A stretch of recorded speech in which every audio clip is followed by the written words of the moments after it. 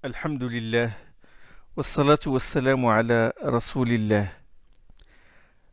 Alors, nous allons parler dans cette série Perles d'éloquence coranique, nous allons parler de la sourate Al-Fil, sourate l'éléphant.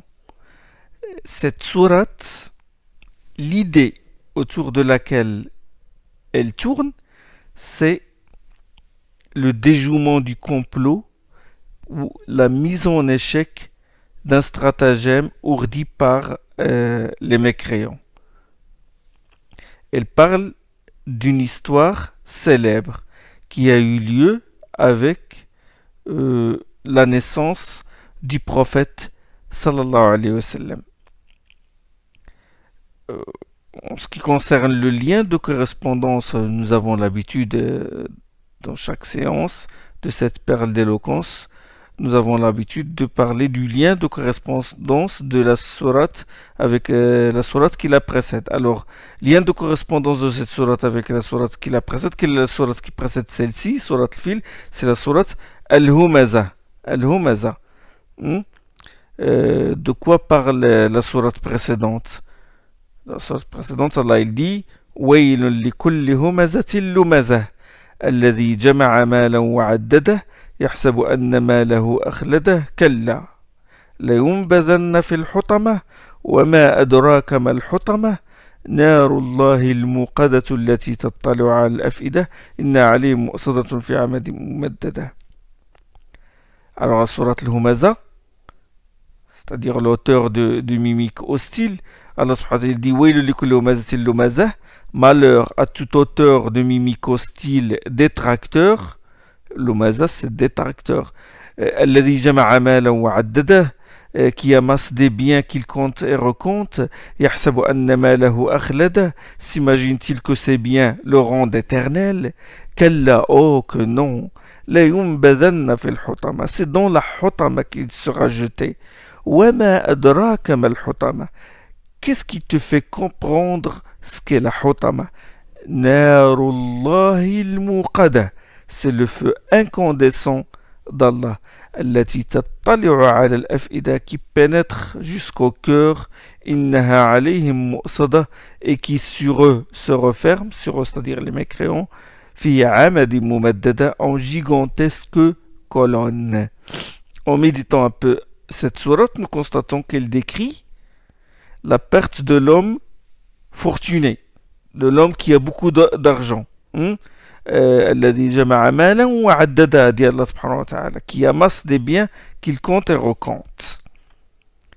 L'homme qui a beaucoup d'argent, qui est fier de son argent, il emploie son argent pour commettre des injustices, et sa perte consiste en quoi? Il sera jeté dans l'enfer, banni dans la hutama, l'enfer, qui se referme sur lui, elle se referme autour de lui. Ça, c'est la sourate al-Hutama, sourate al-Humaza. La sourate l'éléphant nous décrit la perte, comme la sourate al-Humaza, elle nous décrit la perte, mais ce n'est pas une perte de l'homme opulent. C'est plutôt la perte de l'homme de pouvoir, qui a le pouvoir et qui en use pour commettre des injustices. C'est de ça que parle la sourate l'éléphant. Donc, l'argent dans la sourate al-Humaza et le pouvoir dans la sourate l'éléphant. La sourate al-Humaza décrit la perte dans l'au-delà et la sourate al-Fil, la sourate l'éléphant, elle décrit la perte dans ce monde. ألم تر كيف فعل ربك بأصحاب الفيل ألم يجعل كيدهم في تضليل وأرسل عليهم طيرا أبابيل. N'as-tu pas vu comment Allah, ton Seigneur, a traité les gens de l'éléphant? Il a plongé leur stratagème en plein égarement et il a envoyé contre eux des oiseaux, etc. Donc la perte de ces gens-là, des compagnons de l'éléphant, c'est une perte dans ce monde. Et dans la sourate al-Humaza, la perte, elle parle de la perte dans l'au-delà, c'est-à-dire que l'enfer, la hutama, sera refermée en gigantesque colonne autour des mécréants, des damnés de l'enfer. Donc, perte de l'homme opulent dans Surat al-Humaza, perte de l'homme de pouvoir dans Surat l'éléphant. La Surat al-Humaza décrit la perte dans l'au-delà. La Surat al-Fil, l'éléphant, décrit la perte dans ce monde. Pourquoi je parle de khasara, de perte, perte et perdition? Ben, si nous revenons en arrière, la sourate le temps, la sourate l'Asr, qui précède la sourate al-Humaza, elle parle de la perte en général.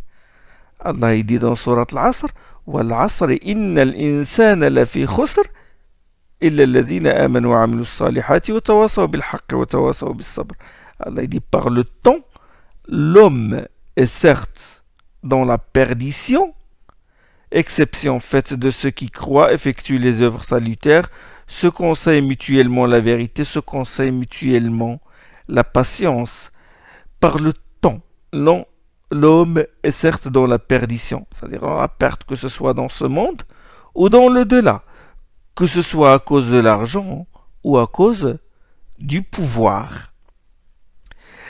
Allah a cité dans cette sourate 4 œuvres, c'est-à-dire là je parle de la sourate le temps, l'Asr. Il a cité 4 œuvres qui mènent à la réussite et au succès spirituel. Il a dans les deux sourates suivantes, la sourate al-Humaza, il parlait de certaines choses qui entraînent la perdition de l'homme, à savoir l'argent dans la sourate al-Humaza et le pouvoir dans la sourate l'éléphant.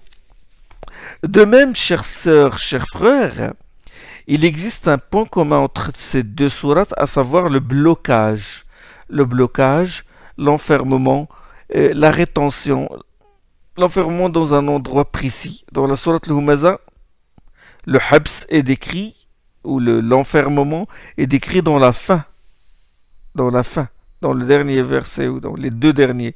Et où Allah subhanahu wa ta'ala, il dit « Innaha alayhim mu'sada fi amadim mumaddada » et qui sur eux se referme en gigantesque colonne. Donc c'est comme une prison.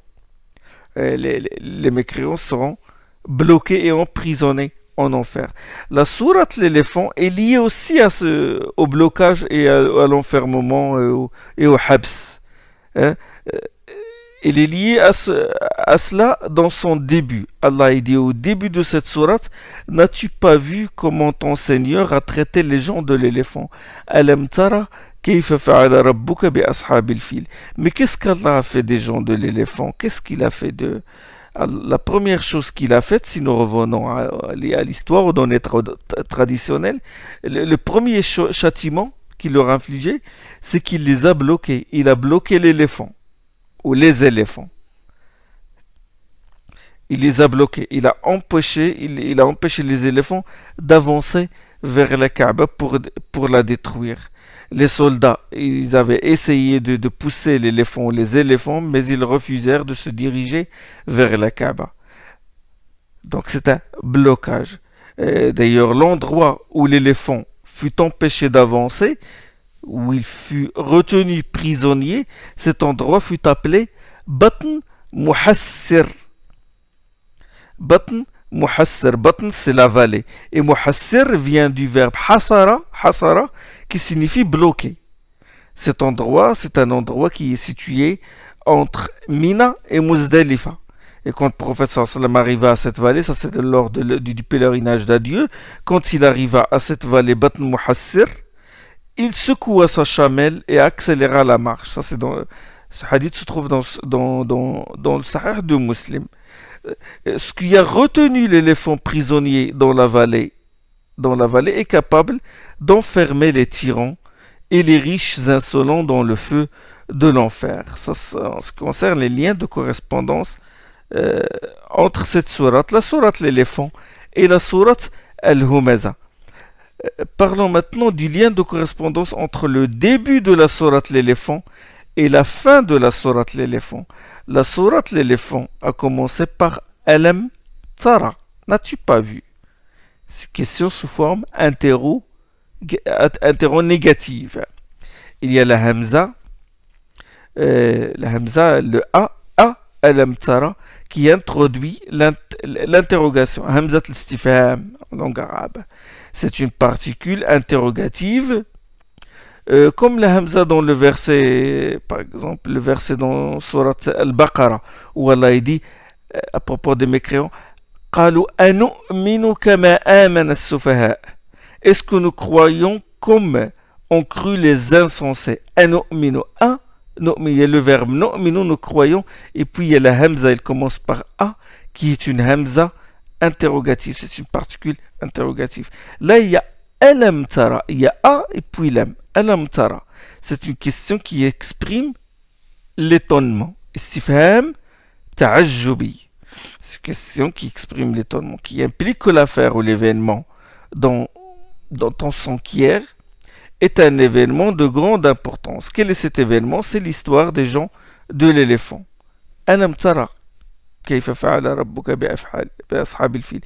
La sourate l'éléphant, elle s'est terminée par quoi? Par le verset فجعلهم كعصف مأكول. كعصف مأكول. Asf, il les a rendus pareils à de la paille, à des restes de plantes, les restes des plantes que les bêtes mangent et puis qu'ils jettent sous forme de crottin, et puis qu'ils piétinent. C'est ça l'asf ma'koul, comme nous allons l'expliquer, Inch'Allah. Ils ont été réduits à cette chose sans valeur. Situation méprisable. Donc, cette sourate nous apprend que quand on raconte une histoire, il faut insister sur les faits essentiels, sur les faits importants. La brièveté dans cette sourate montre son éloquence, son bayan. Mais en parallèle ces deux termes, les gens de l'éléphant, cela fait penser à quelque chose d'extraordinaire, une armée puissante. L'éléphant évoque la force, la puissance, la grandeur. Et l'autre terme, dans le dernier verset de la sourate, pareil à du crottin piétiné, pareil à rien du tout, à une chose méprisable. Donc cette sourate nous a raconté dans son début ce dont ces gens-là jouissaient comme puissance et force, et il nous a raconté à la fin la situation à laquelle ils ont été réduits, une fin misérable. Tout cela en un peu de mots et de manière concise. Donc, si quelqu'un d'entre nous essayait de raconter cette histoire, il s'étendrait sur les détails, parlerait beaucoup. C'est pourquoi il faut apprendre du texte coranique l'art de raconter une histoire. Il n'est pas nécessaire de raconter tous les faits, mais il faut citer l'essentiel. Bon, nous allons passer maintenant à l'analyse des termes de cette sourate pour en tirer des perles d'éloquence. Alors, la sourate al-Fil a commencé par une interrogation, comme j'ai dit, introduite par la particule interrogative A, alam tara, hamza. Puis, cette hamza, cette particule est suivie par la particule négative lam, alam tara. Alam, il y a la hamza A, et puis il y a la négation lam. Lam est employé avec le verbe, et toujours est employé avec le verbe au présent, c'est-à-dire le verbe qui suit lam est au présent, auquel il donne le même sens qu'aurait le passé si la phrase était affirmative. C'est-à-dire que le verbe au présent qui suit lam, il a la valeur d'un temps passé. Et lam, il exprime la négation absolue. Lam avec M à la fin, il exprime la négation absolue. Len avec N à la fin exprime la négation du futur et il l'exprime avec énergie. Ça, c'est l'une des différences entre lam et len. Alam tara. Tara. Alam tara. Tara, c'est quoi? C'est le verbe ra'a au présent. Ça, c'est le verbe ra'a. À la base, c'est tara. Tara. Mais là, il y a tara. Je n'ai pas prolongé le ra. J'ai dit tara. Alam tara. À la base, c'est tara, normalement. Ara, tara, taraina, tara pour la conjugaison du verbe. Ra'a au mudari', au présent. Alam tara. Donc à la base c'est tara normalement. Alam tara sans prolongation de ra, mais à la base c'est tara avec prolongation du ra. Pourquoi à cause de la présence de la particule lam. Hein? Quand l'am est venu, il a le alif maqsour, le alif qui fait le med ra, a été enlevé. Le verbe ra'a, pour ceux qui apprennent la grammaire arabe, est un verbe mu'tal, comme on dit. C'est un verbe mu'tal, littéralement infirme ou imparfait. C'est un verbe imparfait. Pas l'imparfait comme connaît le mode, mais il est mu'tal. C'est un verbe mu'tal, c'est un verbe dont l'une de ses radicales est soit un waw, un alif ou un ya. Ça c'est le verbe mu'tal. Le verbe ra'a est un verbe mu'tal naqis, défectueux. Un verbe défectueux, c'est un verbe dont la dernière radicale est un alif ou un waw ou un ya. La dernière radicale. Le verbe ra'a, il y a le ra, et puis la hamza, et puis le alif qui est sous forme d'un ya, mais c'est un alif. Ça, on l'appelle fi'l al-mu'tal al-naqis. C'est un verbe infirme, défectueux. Tara. Alam tara. Donc, tara, c'est le verbe ra'a, et ça vient de la ro'ya qui signifie vision. Hein? Vision. Voir, n'as-tu pas vu? S'agit-il d'une vision oculaire ou d'une vision du cœur? Une vision de l'œil, de l'organe, ou une vision de l'œil de l'esprit, si vous voulez? Dans le Coran, le sens du verbe voir change selon son mode d'union au complément avec lequel il est en rapport. Le verbe voir, il change de sens selon son mode d'union au complément avec lequel il est en rapport. Je vais m'expliquer. Vous savez, en langue arabe, il y a des verbes qui renferment en eux-mêmes un sens complet. Il y a des verbes qui renferment en eux-mêmes, qui n'ont pas besoin de complément. Ils renferment en eux-mêmes un sens complet. Comme le verbe mata, mourir. Ça, le verbe lui-même, il comprend le sens. Il n'a pas besoin d'un complément d'un sujet. Le verbe waqafa, se mettre debout. C'est ce qu'on appelle le fi'l al-lazim. C'est un verbe qui n'a pas besoin, qui n'a pas besoin de complément. Il comprend, il renferme lui-même un sens. Des exemples comme par exemple le vent a soufflé.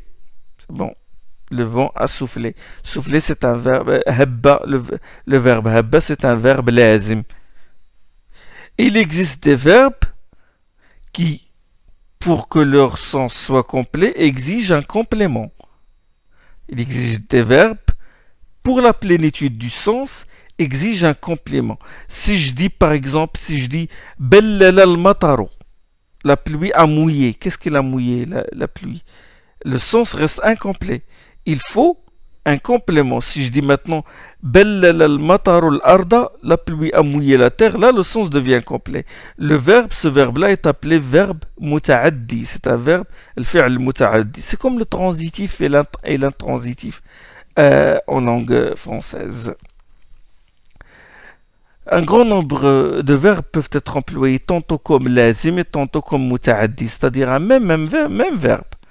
Le verbe muta'addi, c'est-à-dire le verbe muta'addi, le verbe qui exige un complément, il peut régir un complément, comme il peut régir deux compléments, comme il peut régir trois compléments. Il peut régir un seul complément comme akhada, prendre. J'ai pris un stylo.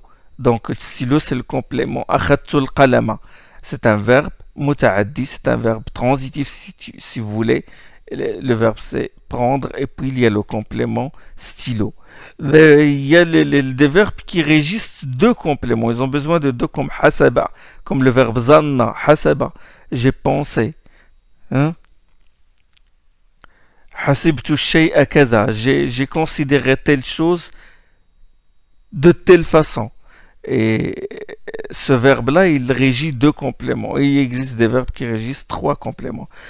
Le verbe muta'addi, le verbe transitif, et là je reviens à la question du mode d'union avec le complément, il peut s'unir immédiatement avec son complément, c'est-à-dire sans l'intervention d'une préposition, comme dans la parole d'Allah, Inna Allah yuhibbul mutatahhirin. Le verbe transitif,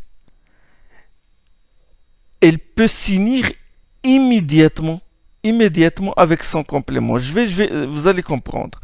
C'est-à-dire sans qu'il y ait de préposition entre le verbe et le complément. Comme quand Allah dit Inna Allah yuhibbul mutatahhirin. Allah aime certes ceux qui se purifient. Inna Allah yuhibbu, le verbe aimer, et puis le mutatahhirin, ceux qui se purifient. Alors yuhibbu et le mutatahhirin, entre les deux, il n'y a pas de préposition. Il n'y a pas de particule. Yuhibbu, c'est un verbe muta'addi transitif. Le mutatahhirin, c'est le complément. Entre le verbe yuhibbu et le complément al-mutatahhirin, il n'y a pas de préposition. Il n'y a ni ila, ni ala, ni min. Il n'y a pas ces particules-là entre ces deux verbes-là. Le verbe muta'addi peut aussi s'unir au complément avec lequel il est en rapport par l'intermédiaire d'une préposition, comme dans la parole d'Allah, La yaqdiruna ala shay'in mimma kasabu. Ils n'ont pouvoir sur rien de ce qu'ils ont acquis, dans Surat Al-Baqarah. La yaqdiruna ala shay'. La yaqdirun, c'est le verbe qadara, et puis il y a la préposition ala, et puis le complément shay'. Donc ça c'est un verbe muta'addi, mais qui exige une préposition. C'est un verbe transitif au moyen de la particule ala. C'est ce qu'on appelle mu'addan bi'ala. Mu'addan bi'ala. C'est très important ça. Vous savez, les prépositions en langue arabe, les prépositions changent complètement le sens du verbe auquel il s'attache. Exemple, le verbe raghiba. Bon, raghiba, désirer, espérer. Raghiba signifie espérer, désirer, aspirer, aimer. Donc, raghiba. Si on ajoute la particule an au verbe raghiba, ça change complètement le sens. Je vais donner un exemple. Quand Allah dit dans Surat Al-Qalam, Inna ila rabbina raghibun, c'est en notre Seigneur que nous mettons notre espoir. Ou c'est à notre Seigneur que nous aspirons. C'est en notre Seigneur que nous mettons notre espoir. Inna ila rabbina raghibun. Là, c'est le verbe raghib. C'est un nom, mais on peut dire raghiba. Raghiba ila. Ça, c'est désirer. Désirer, comme dans ce verset, nous espérons en Allah. Mais méditez avec moi le verset suivant. Il y a le verbe yarghabu qui signifie désirer. En soi, il signifie désirer.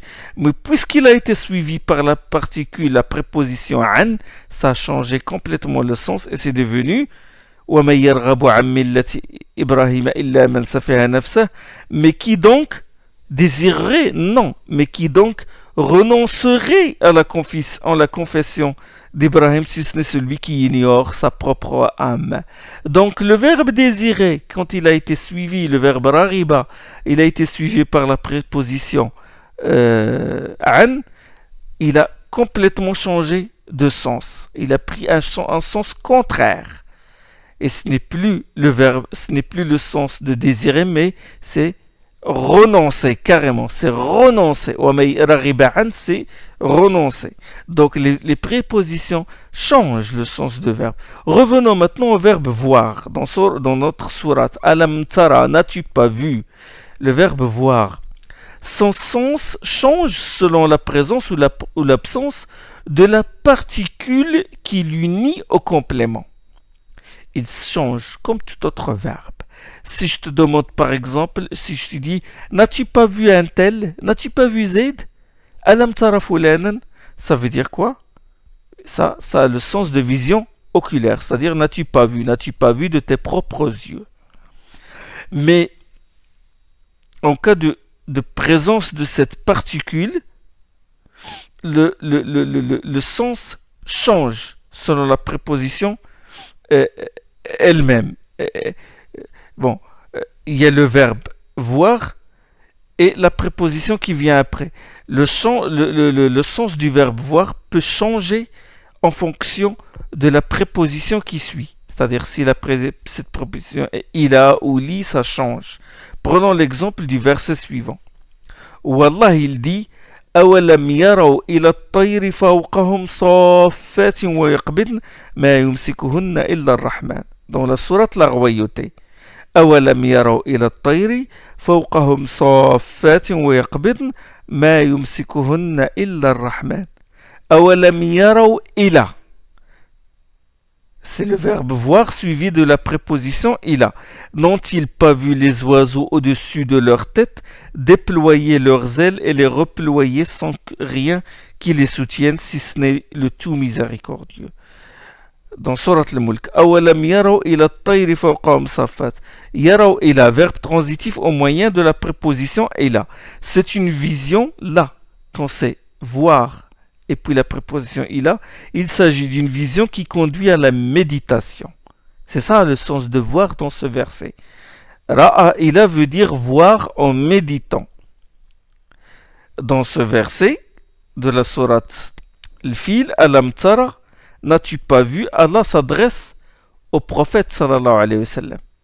Il s'adresse au prophète sallallahu alayhi wa sallam.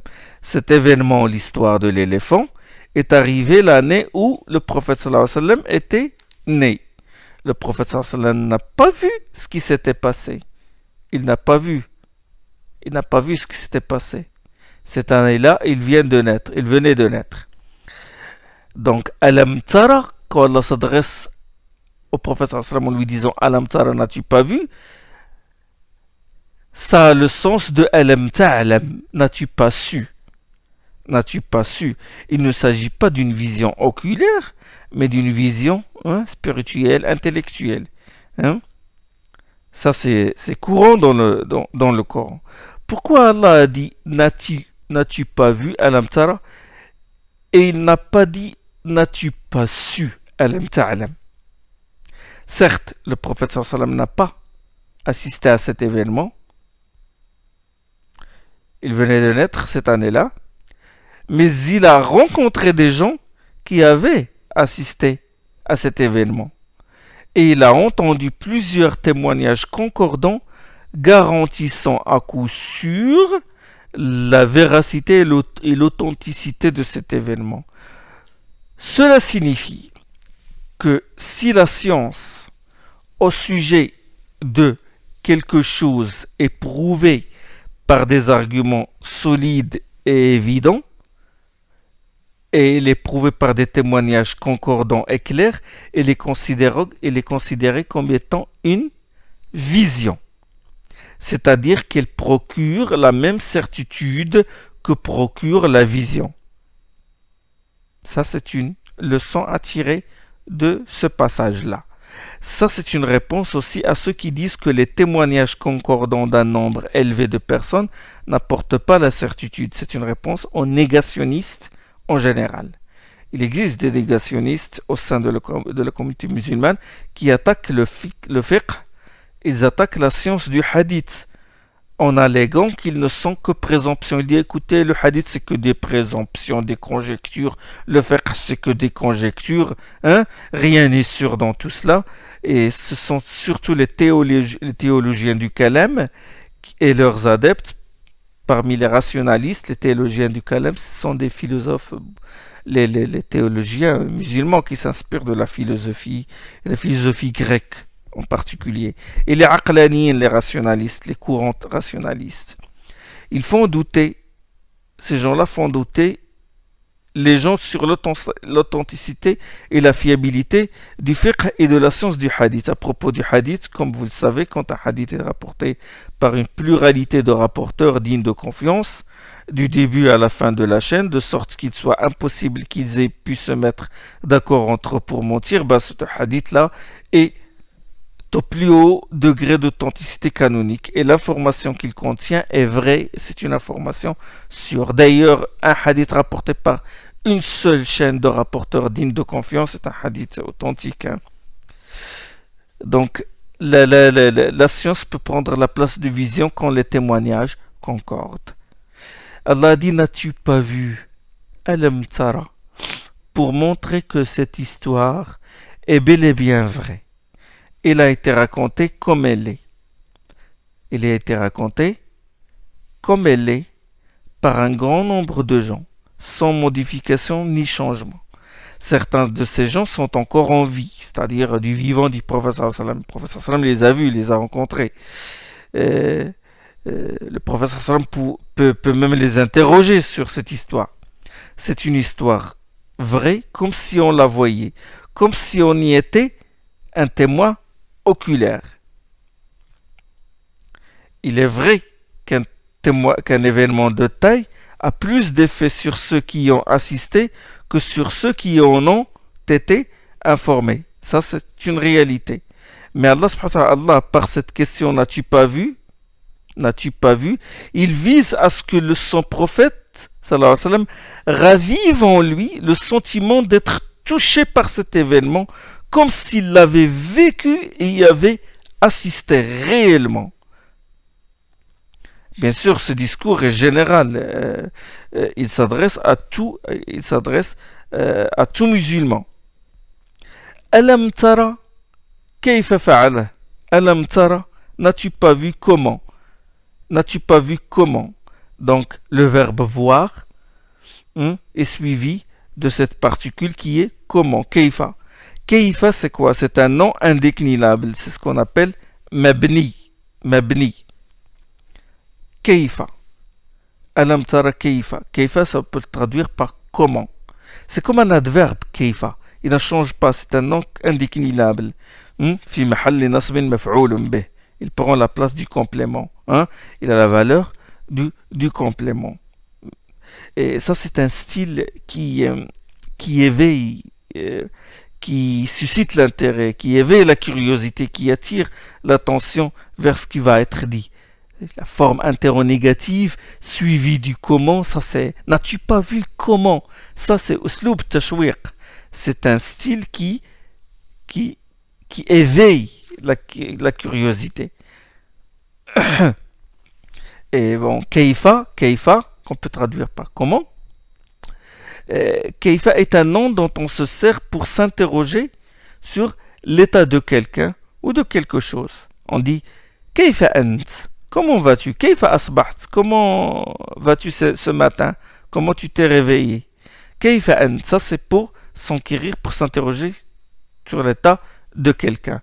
Et kayfa peut jouer aussi le rôle de condition. Kayfa peut jouer le rôle de condition et a le sens de quelque manière que. Exemple, si je dis kayfa taqra'u aqra'u. Kayfa taqra'u aqra'u. De quelque manière tu réciteras, je réciterai. Ça, il joue le rôle de condition. Kayfa ma takunu yuwalla alaykum. Ça, c'est une maxime, c'est un proverbe. De quelque manière vous vous comporterez, votre gouverneur se comportera. C'est une belle maxime. Cela signifie que si vous êtes mauvais, la personne qui vous gouvernera sera mauvais. Le gouverneur, si vous voulez, est une incarnation du comportement de l'état de ses sujets. C'est-à-dire que les sujets, le peuple doit changer pour qu'Allah subhanahu wa ta'ala mette à sa tête, sur son commandement, un gouverneur digne, un gouverneur pieux. Kayfa exprime aussi l'étonnement, at-ta'ajjub. Comment? Même comment, ça exprime aussi la même chose. Comme dans le verset, Allah subhanahu wa ta'ala, il dit كيف تكفرون بالله وكنتم أمواتا فأحياكم ثم يميتكم ثم يحييكم ثم إليه ترجعون. كيف تكفرون بالله. Comment pouvez-vous renier Allah? Comment pouvez-vous? C'est l'étonnement. تعجب. C'est l'étonnement. كيف تكفرون بالله وكنتم أمواتا فأحياكم ثم يميتكم ثم يحييكم ثم إليه ترجعون. Comment pouvez-vous renier Allah?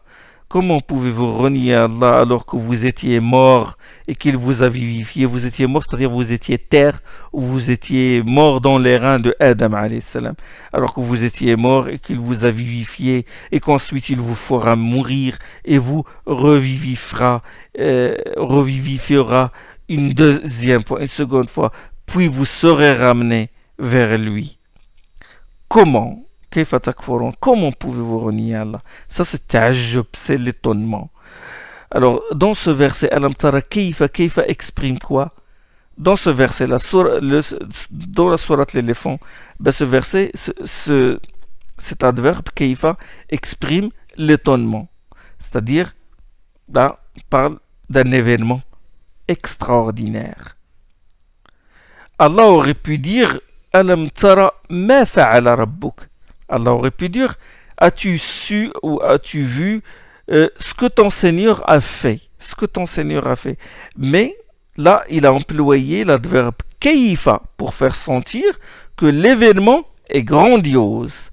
Allah veut attirer l'attention sur la manière dont s'est déroulé l'événement. Car la manière dont étaient massacrés ces gens-là est une manière extraordinaire, inhabituelle chez les Arabes. Ces gens-là n'ont pas été détruits par un vent violent, n'ont pas été détruits par des bêtes féroces ou des serpents qui pullulent dans le désert de l'Arabie, mais par des petits oiseaux. Donc c'est une manière extraordinaire. Le châtiment les a frappés par où ils ne s'attendaient pas. Si le verset était n'as-tu pas vu ce qu'Allah a fait des gens de l'éléphant, Alam tara ma fa'ala au lieu de kayfa fa'ala. Si le verset était n'as-tu pas vu ce qu'Allah a fait des gens de l'éléphant, nous ne sentirions pas que l'importance réside dans la manière dont l'événement s'était déroulé, mais dans l'événement lui-même. Mais là, Allah subhanahu wa ta'ala veut mettre l'accent sur la manière. N'as-tu pas vu? Alam tara kayfa fa'ala rabbuk. Alam tara kayfa fa'ala rabbuk. N'as-tu pas vu comment ton Seigneur a traité les gens de l'éléphant? Nous avons le verbe fa'ala dans ce verset. Mais parfois le Coran emploie aussi le verbe amila ou sana'a. Le verbe fa'ala, qu'on peut traduire par faire, est plus général que le verbe amila. Et le verbe amila est plus général que le verbe sana'a. Le verbe fa'ala, ça évoque l'action. C'est le fait de faire un acte volontaire ou involontaire.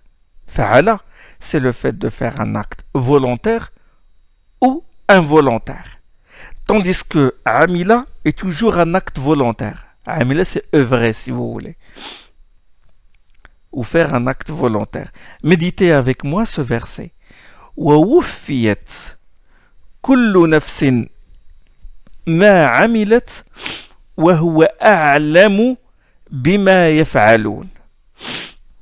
وَوُفِّيَتْ كُلُّ نَفْسٍ مَا عَمِلَتْ وَهُوَ أَعْلَمُ بِمَا يَفْعَلُونَ. Pardon. وَوُفِّيَتْ كُلُّ نَفْسٍ مَا عَمِلَتْ وَهُوَ أَعْلَمُ بِمَا يَفْعَلُونَ. Chaque âme recevra la pleine rétribution de ce qu'elle a œuvré. Allah connaît parfaitement ce que les hommes font. Chaque âme recevra la pleine rétribution de ce qu'elle a amilat. Là, c'est le verbe amila qui a été employé. Allah connaît parfaitement ce que les hommes font, Allah connaît parfaitement ce que les hommes yaf'aloun. Donc nous avons amilat, chaque âme recevra la pleine rétribution de ce qu'elle a amilat, de ce qu'elle a vrai. Allah connaît parfaitement ce que les hommes font, mais là c'est le verbe yaf'aloun qui a été employé dans cette sourate Zumar. Ce qu'elle a amilat, chaque âme sera rétribuée pour ce qu'elle a fait volontairement, d'où l'emploi du verbe amila. Qu'il s'agisse d'une bonne œuvre ou d'une mauvaise œuvre, c'est sur ce qu'on fait volontairement qu'on sera récompensé. Ça, c'est évident. C'est sur ce qu'on fait volontairement, d'où l'emploi du verbe amilat. Maintenant, Allah connaît parfaitement ce que les hommes font. Allah connaît parfaitement ma yaf'aloun, ça c'est le verbe fa'ala, c'est-à-dire qu'Allah connaît parfaitement ce que les gens font volontairement et ce qu'ils font involontairement. Il sait ce que recèlent les cœurs comme intention et velléité. Regardez l'éloquence dans l'emploi du verbe amila quand il s'agit de rétribution et du verbe fa'ala quand il s'agit de connaissance d'Allah. Allah connaît les œuvres volontaires, les actes volontaires et les actes involontaires. Ça c'est amila, donc c'est volontaire. Sana'a c'est plus spécifique que le verbe amila. Sana'a c'est faire une œuvre avec précision et exactitude.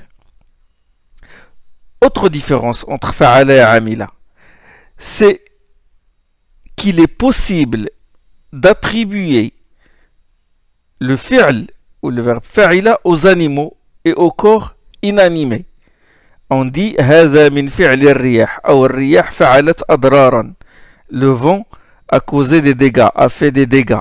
Là on n'emploie pas amila, on emploie fa'ala. Le fi'l peut être attribué aux animaux ou au corps et inanimé. De même, fa'ala est une action qui se fait promptement. Non, amila, c'est surtout aux gens doués d'intelligence. Le même, comme j'ai dit, de même, fa'ala est une action qui se fait promptement, en un court instant. Alors que amila, c'est une action qui prend du temps. Parlant des anges, Allah il dit wa yaf'aluna ma yu'marun. Ils exécutent l'ordre qu'il leur donne dans Surat Tahrim. Yaf'aloun, c'est-à-dire qu'ils l'exécutent avec empressement. Hein? Yaf'aloun, non pas ya'maloun. Les anges yaf'aloun. Yaf'aloun, c'est-à-dire que là, c'est une action rapide. Ici, dans ce verset, Alam tara kayfa fa'ala rabbuk. Là, c'est l'emploi de fa'ala. Alam tara kayfa fa'ala. L'action est rapide. Le châtiment d'Allah est venu d'un seul coup, d'où le verbe fa'ala. En plus, le verbe ici est général. Allah a employé le verbe fa'ala parce que c'est un verbe général. Il englobe le verbe amila, œuvrer, agir, et le verbe aussi khalaqa, parce que puisque Allah a créé ces oiseaux, et aussi le verbe ja'ala qui implique un changement. C'est une action accompagnée de changement, c'est-à-dire qu'Allah a suscité en les éléphants, la désobéissance de leur maître. Il a changé leur nature de la docilité au refus d'obéir. Donc, d'où l'emploi éloquent du verbe fa'ala qui englobe tous ces verbes-là. Kayfa fa'ala rabbuka. Kayfa fa'ala rabbuka. N'as-tu pas vu comment ton Seigneur a fait des gens de l'éléphant, comment ton Seigneur a traité les gens de l'éléphant. Ton Seigneur, pourquoi ton Seigneur et pas ton ilah? Pourquoi ton Seigneur? Pourquoi Allah n'a pas dit ton Dieu? Alam tara kayfa fa'ala ilahuk? Ou alam tara kayfa fa'ala khaliquk? Pourquoi il n'a pas dit, n'a pas employé ces noms-là, ces noms-là? Ben, comme nous l'avons expliqué lors des séances précédentes, le mot Rabb, Alam tara kayfa fa'ala rabbuka, le mot Rabb vient de la tarbiya. Et la tarbiya, c'est l'éducation. dans le mot rabbiya la notion d'éducation, d'entretien et de bienveillance. Et de bienveillance. Bon, Inch'Allah, je vais m'arrêter ici pour expliquer en détail ce verset-là, Inch'Allah. Subhanakallahum bihamdik.